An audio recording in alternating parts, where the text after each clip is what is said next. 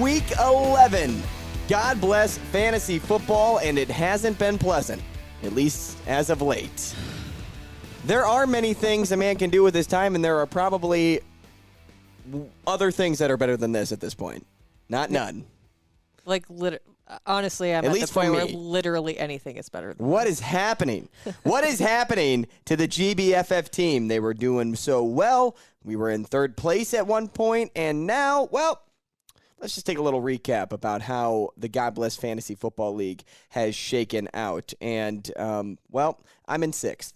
I am 5-5 in sixth place. I am also in sixth place in another league. So I am barely on the fence of making the playoffs right now. And if it's any more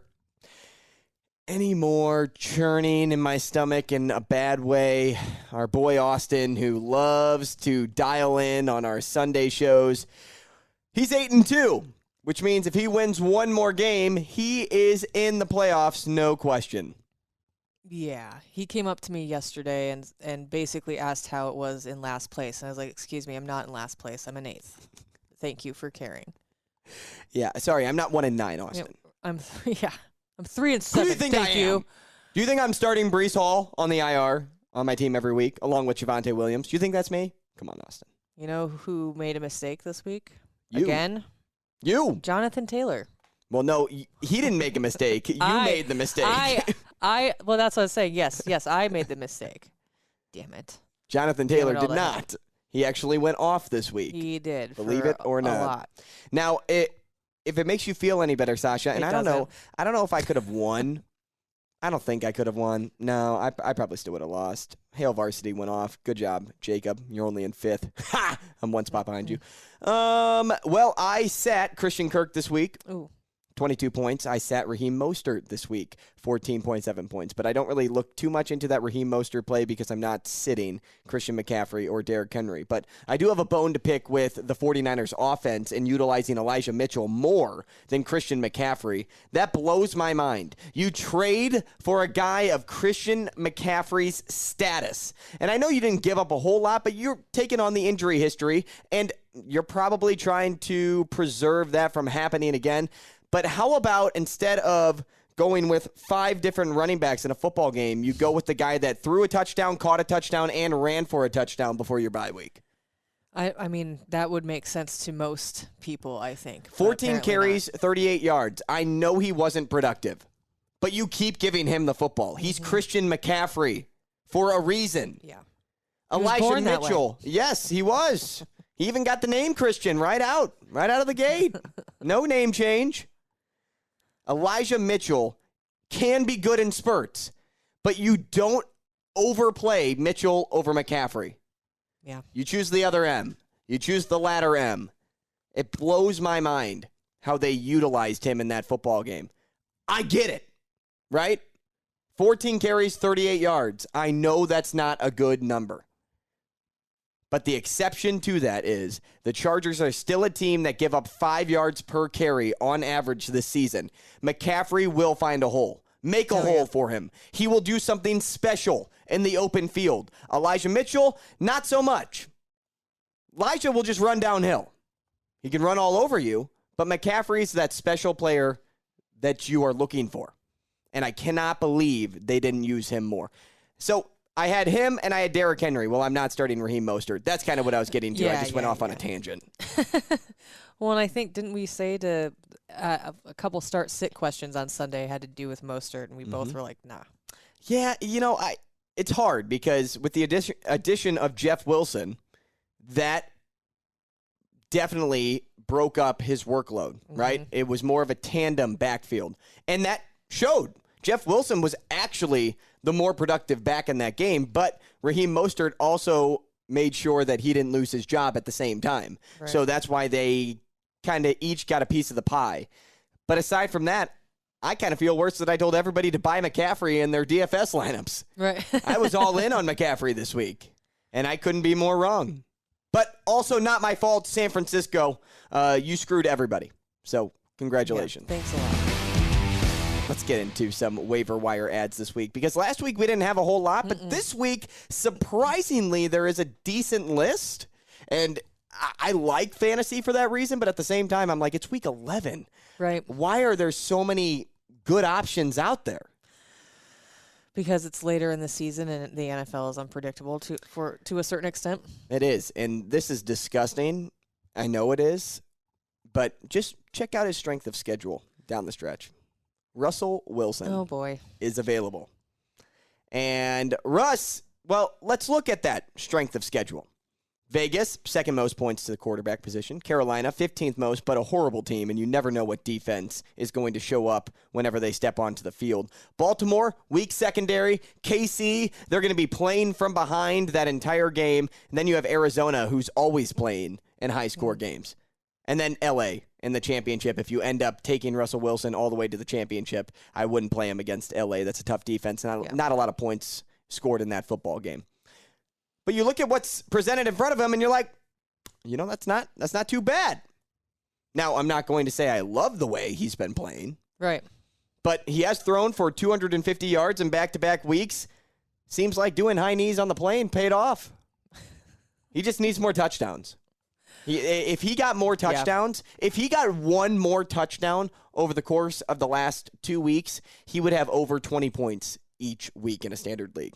Just one more touchdown. Yeah. He has the weapons to do it. He's got the capability to do it. But will he shock me if he doesn't, or will it shock me if he doesn't do it? No. Not one bit. But I could take a flyer on Russell Wilson. I don't think anybody's going to pick him up, so do you burn your waiver? Maybe you gamble and say, I'll take a chance and see if he's available on free agents tomorrow. But aside from that, Russell, if you're like me and I'm rocking Geno Smith in most leagues, Russell Wilson could be this guy that you just snag right now and say, who knows? Maybe the last 6 weeks can be good for him. Yeah. And depending on, who else you have as a quarterback on your roster, whoever I guess you would go with the weaker matchup to get the most points. If I look and sound like crap today, it's because I feel like crap. It's because I look like crap. I feel like I thought that's what was going to be said. I do look like crap. Anyway, I'm going to go with the really the grosser of the two first on my list. If you're super grosser than Russell Wilson? Yes. Wow. If you're super desperate and you need a streaming option, Marcus Mariota is available almost everywhere. Disgusting as hell on the field. However, and he hasn't topped 200 yards in any of the last 7 of his 10 games. But listen, I feel like listen, Linda, listen.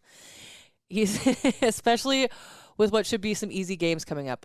Atlanta has the easiest stretch of remaining games in the NFL. Bears, Commanders, Steelers, oh my. Bears are awesome. The only situation Mariota will find himself in or benched for rookie Desmond Ridder is if his performance costs the Falcons winnable games that knock them out of the playoffs. Great point. I am shocked that they haven't gone Desmond Ridder's route yet. Yeah. They drafted Ridder before they drafted Willis. And Malik Willis was supposed to be the guy that could have gone first over Pickett. And then he ended up being the third quarterback off the board in the draft because Desmond Ridder went before him. That kind of shocks me that they haven't just turned his direction. I know they're still in the playoff hunt, and maybe that's why they haven't directed their attention to Ridder. But that's the case. To me, Ridder, we don't know what he is yet, but that's the best opportunity for you down the stretch of this season to think maybe he could take us to the playoffs. If he's the quarterback of the future, you drafted this guy to be your quarterback for the future, you're going to have to get him in at some point. And I've never really understood hey, let's get the old veteran quarterback in there. And not to say Mariota hasn't been good this year. Early on in the season, he was, especially for fantasy. But it blows my mind that you draft a quarterback and then you sit him for a year, maybe 2 years. It's kind of like the Jordan Love, Aaron Rodgers thing right now. When do you give Jordan Love a shot? Tomorrow? It was like when when the Bears drafted Mitchell Trubisky way back when they signed Mike Glennon to this massive deal for a year. And then Mike Glennon played, one game? And then they're like, oh, yeah, we should probably give the second overall pick a chance. And I'm not saying Desmond Ridder was taken second overall. It'd be a different story. But in this case, he was the second quarterback off the board in last year's draft. He deserves a shot at some point. I would think so, yeah. And like I said, if Mariota starts costing them winnable games, then he probably will get benched. But until that point, He's still kind of useful. He's not completely useless. He completed 19 of 30 attempts for 186, 2 touchdowns. Of course, yes, there was the interception, but he also added 3 carries for 43 yards. Hey, if you're desperate, you need a streamer, you got a quarterback on a bye, maybe it's worth picking him up if he's available. I wouldn't necessarily. Touchdowns do work. I'm telling you. They do. That's why Russell Wilson hasn't been great this year, fantasy-wise. Right. There's the lack of touchdowns. Touchdown, yes. Lack of touchdowns. And the quarterback you like is? I feel just disgusting that I'm about to say this. But so 3 disgusting names. If you're desperate, you need somebody, I would pick up Deshaun Watson right now. Yes! Watson is eligible to practice for the Browns this week after his suspension, and the last time he was on the field in 2020, he led the NFL in passing yards and yards per attempt, and when he returns, he'll be throwing to Amari Cooper and David Njoku. So if you need a quarterback, he's probably your best option to close out the season. I told you to do that weeks ago. He did. Weeks ago. Hate it, but... no, you hate the man. If you disregard all of the things and just focus on fantasy, and you're desperate. Hate the player, love the game, right? Sure. That's the quote. That's the quote, right? I don't think that's the quote. I think it is. What's that? I think love it's a variation. Hate the game? I know. I think it's don't hate the player, hate the game? Yes. That's what it is. So I said I reversed it. Yeah. And said hate the player, love the game. There you go. Because that's what I'm going with. Fantasy football's a game. It is. But just look in a standard league, projections for Deshaun Watson when he returns are set at 21 points. It's because fantasy football knows and the fantasy gods know that Deshaun Watson's one of the best quarterbacks in the league when it comes to you winning your league. Mm-hmm. I'm all about Deshaun Watson. 21-plus points in every single one of the remaining games once he's available in Week 13. I say it all the time. Put your personal feelings of this dude aside and say, hey, do you want to be in the money? Do you want to make something of your fantasy year? Play him. That's it. That's it. All you have to do. I don't have to like the guy. I don't like half the players on my team. Right. Some of them suck, and I'm still riding with them. Everybody's got baggage. In this case, one man's got 75 suitcases of baggage. But aside from that, he's somebody that wins you your fantasy league, and that's where it ends. It's where it starts and where it ends. Running backs. Sasha and I, we talked before the show, so we're on the same page, so we'll do this one in tandem. We like Rachaad White, and I'm sure you do too. Beat reporters have come out and said that even when Fournette comes back from his hip injury, which they have the bye week, he'll be back, he'll be fine once they come back in week 12. But beat reports say that White's going to keep the starting job no matter what. 22 for 105 after Fournette went out, and plus they were kind of working in tandem to begin with. But that's the workload I love to see when it comes to fantasy. Now is the time to grab him, though. And I think a lot of people will sleep on him because he's got a bye week. Yep. And they're thinking that, oh, maybe I wait, or I don't want to lose a roster spot this week because I may have to, replace somebody else because they're on a bye week. So instead of going with him, they go with Pacheco. Right. But at the end of the day, I like White more than I like Pacheco, which is another hot name on the market right now when it comes to running backs. Yes. I also wrote this down just in terms of White because I really liked the line that this writer wrote. But his fantasy value isn't entirely tied to Fournette's health. So, pick him up now. But mentioning Pacheco, in Week 10, the Chiefs basically whittled their backfield down to 2 players. Which McKinnon, is crazy. You draft a dude in the first round, and then you're just like, nope, I'm done with you. Right. What and a then miss. You go away with it. What a draft miss. Like, I know you don't want to lose out on your mistakes all too much, but, that was a huge mistake, taking him before DeAndre Swift, Jonathan Taylor, and others in that draft. Yeah. Well, and then you saw last week, Clyde Edwards-Helaire only played 4 snaps, so the workload was distributed between McKinnon and Pacheco, with Pacheco handling pretty much all of the carries, 16 for 82 yards. And Kansas City has a great matchup against the Chargers, who have given up the second most fantasy football points to running backs all season. Yeah, they made McCaffrey look bad, though, last week. Yeah, that's true. But you know what? That's how it works, right? Exactly. The bad players, I shouldn't say the bad. I'm not going to knock Isaiah Pacheco, but the players that don't have as much hype. Yes. are the ones that always go off against the teams that are supposed to, and then the ones that you're like, wow, he's going to have a big game. They're going to cover the best player. Yep. They're going to have a big game. That's how it works. Not sure about that. And you mentioned the Chiefs. Let's move to wide receivers here. I like Kadarius Toney. So Toney is owned in 52% of leagues. I've compared him to Tyreek Hill once before, and I'll do it again. I mean, did you see him literally adjust his gloves mid-route as the ball is coming toward him and still make a play? Like, that's some Tyreek Hill stuff. Mm-hmm. That really is. And Kadarius Toney, I said it at the start of the year, and I'm going to try to go back and remember the grouping that I paired him with. But if you go back to earlier episodes of God Bless Fantasy Football, Kadarius Toney had like similar statistical like route running. I don't know if it was air yard share or whatever, with like Cooper Kupp, A.J. Brown, Antonio Brown, like some big names out there. And then it was just Kadarius Toney, the black sheep, that was just a part of that family. And that's the type of player that everybody knew he could be coming out of Florida. He was a first-round talent. He just didn't have the right team in New York prior to this trade deadline. He scored his first NFL touchdown last week. That's so shocking. If you look at the numbers that he had last year before he got hurt, you would think he would have had a touchdown before then. It just blows my mind that now that he's on a good team and that they can use him well, that will just lead to him exploding. Yeah, for sure. I mean, with Mahomes, you could work your way, and this is a little outlandish, but you could work your way in a couple of years to being a player that gets drafted in the first 3 rounds of fantasy football drafts. It's Tyreek Hill. Tyreek Hill did that. I'm not saying he's as good as Tyreek Hill because Tyreek Hill is a different breed. He is so unique in his skill sets that he can make a bad quarterback look great. Mm-hmm.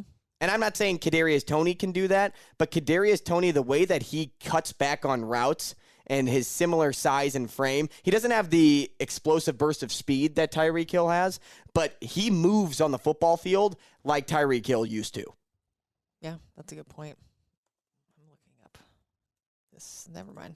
It changed it to Greek, so I'm just giving up on that. I have Christian Watson on my list. What changed to Greek? Tyreek. Oh. It auto-corrected, and I was like, I'm going to look that up really quick. Never mind. Christian Watson. Watson could begin to see more targets as his rapport with Rogers continues to grow. I think we saw that in the win over the Cowboys. Watson led the Packers with 40% of the target share, bringing in 4 of his 8 targets for 107 and 3 touchdowns. Scores. Whatever. TDs.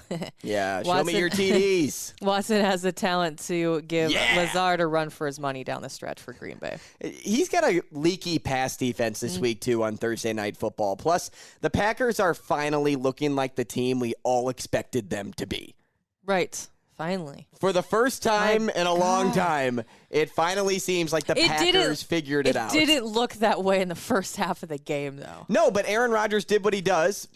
Did Aaron Rodgers things in the second half and comes back and wins football games. Got his tantrum out of the way. And, Watson was drafted in the second round for a reason. Mm-hmm. And even though his production usually comes on deep balls, he found ways to get behind the defense and score last week. His 6'5" frame, though, is great for red zone play. Yeah. And I don't think enough people are giving him enough credit there because the Packers can't get into the end zone, except for last week. Right. But I like Christian Watson a lot, too. Mm-hmm.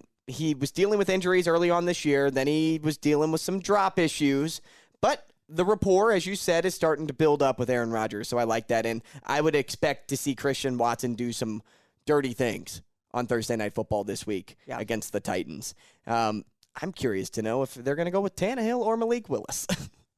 Yeah, they'll go with Tannehill, but Malik Willis, I mean, he just provides such a unique spark to the Titans' offense. And the way I look at it, they could build an offense like the Bears are building an offense right now around Justin Fields with Malik Willis. So that's food for thought.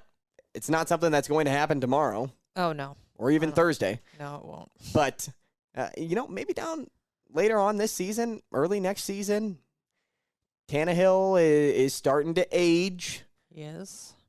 Malik Willis is their quarterback of the future as of right now. I'd be interested to see if they change up their offensive schematics to fit Malik Willis more. On to tight ends. I have one, and then I have a no. So I have a yes, and I have a no. Which one would you like first? Let's go with no. No, Foster Moreau. He seems like a good ad, but he's not. Okay. And the reason for that is he's just really nothing special, even though he has the increased workload now that Darren Waller's out. He caught multiple passes in 6 straight games, and then he went out with injury. But he just doesn't catch a lot of balls in general.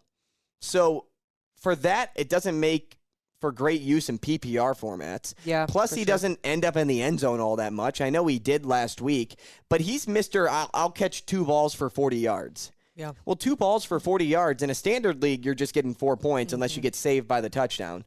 And in a PPR league, if you don't get a touchdown, you get 6 points out of your tight end? That's nothing to brag about. I don't like the hype following Foster Moreau at all. I know he is a top waiver ad because you saw the touchdown last week and you know that Darren Waller's still on the IR, but I would avoid him, but I would snag Juwan Johnson. And I put him on this list again. He's made his way onto Waiver Wire Weekly at least 2 or 3 times this year. And I also talked about him on Sunday. Now, he's a touchdown-dependent tight end, but so far, he's gotten TDs. Mm-hmm. That was the last 2 weeks. So he's been very dependent. Yeah. Paced the Saints pass catchers in receptions and yards last week. He topped 40 receiving yards in 3 of his last 5. He had 4 touchdowns in that span. They like to use this guy when they get close to the goal line. If anything, call him a sleeper. Yeah. Throw him in if you've got an injury, somebody on a bye week, whatever. I always like to have, I know strategically sometimes people don't want to necessarily have more than one tight end, but I feel like the NFL has gone very much over the last several years. You've seen the way that they're utilizing, most teams are more utilizing their tight ends in those kinds of situations. So I would, if you need to stash somebody, I actually dropped him a couple weeks ago just because I needed to make room for, a backup quarterback because I didn't have one, but I wouldn't have gotten rid of him. Mm-hmm. If I wasn't in that situation. In a lot of formats, though, not just the God Bless Fantasy Football League, but leagues across the he's nation. Only 13% rostered. So, yeah, I think that's a good pickup. I have Isaiah Likely on here. Mark Andrews' availability is still up in the air, so for right now, Likely should be a starter. Even if Andrews is back, Baltimore faces Carolina and Jacksonville. They aren't the greatest against the tight end position. So if Andrew remains out, Likely will be an almost must pickup. He caught 1 of 5 targets for 24 and a touchdown in their win over the Saints. Yeah, I like Likely. Yeah. Mm-hmm. I love all the memes, too, that follow Isaiah Likely on social media because his number's 80. And it's always like, how many fantasy points do you need to win this week? And then they just post the back of his jersey, and it says, likely 80. I love all that stuff. I do, too. People are so creative. They really are. I wish I was not. I feel like I'm funnier when I'm sick, but at this point in the day, I just need to stop trying. Just dial it back. But I'm always impressed with all the memes that you see on Twitter or wherever. Now, there you have it. We went through the waiver. There's a lot of names out there. Pick and choose on who you want to grab. We would probably say to avoid our quarterback plays unless you need one. Personally, if you rock Geno Smith like me, notice that he's on a bye this week, and you will need to snag a quarterback. So keep that in mind. We threw some wide receiver names out there as well. As a friendly reminder, Tampa Bay's on a bye, so you're without Mike Evans. You're without Chris Godwin. And then to follow that up, snag Rachaad White while you can, because people will probably forget that, he's on a bye, I don't need to add him right now. No, snag him now. Make room on your bench. Drop a guy like Chuba Hubbard, even Michael Carter. I'm fine with dropping him for Rachaad White, making room for him. So just move your pieces around. We're at the points in our league where we're middle of the pack, and you have to take some risks, take a chance on a guy. If you're in first, second, third place, don't worry about it. Don't move people around. Something's working.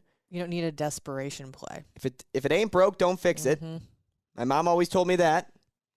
So keep your head on a swivel, though, when it comes to the waiver wire, because there's always those crazy. And if you have something that you could steal maybe from an opponent, that's where I'd probably tell you to lean. I'm awful. I don't even look at at trade proposals. Like I'll like see that I got a notification. I'm like, I'm not trading you for anything. You can just stop trying. I'm saying that to Austin specifically. I'm not going to trade. Can I hear the most recent trade proposal? He wants Jonathan Taylor bad. Yeah, sure. And I can't even remember because I literally glanced at it. I was like, no. You'd make his team so good if you gave him Jonathan Taylor. That's why I'm not going to give it to him. That would really stink. I'm looking out for everybody else. Is what I am. Now, if it was a decent trade deal and it helped you out a lot, like I might consider it. yeah, but I don't think it was going to help me. You got to give a haul. You got to give a haul for Jonathan Taylor. So there you have it. The names are out there. Work the waiver this week, and good luck going into Week 11. Have a warm Tuesday here in Omaha. It's a blizzard, like a light flurry, but it looks like a blizzard, and it's mid-November, and I'm not very fond of it. I don't. I like the warm weather, and that's not present right now here locally. So hopefully it's warmer where you're at, and you're feeling hot coming off of a big, big fantasy win this past weekend. Remember, there are many things a man can do with his time, but none are better than this. God bless you, and God bless fantasy football.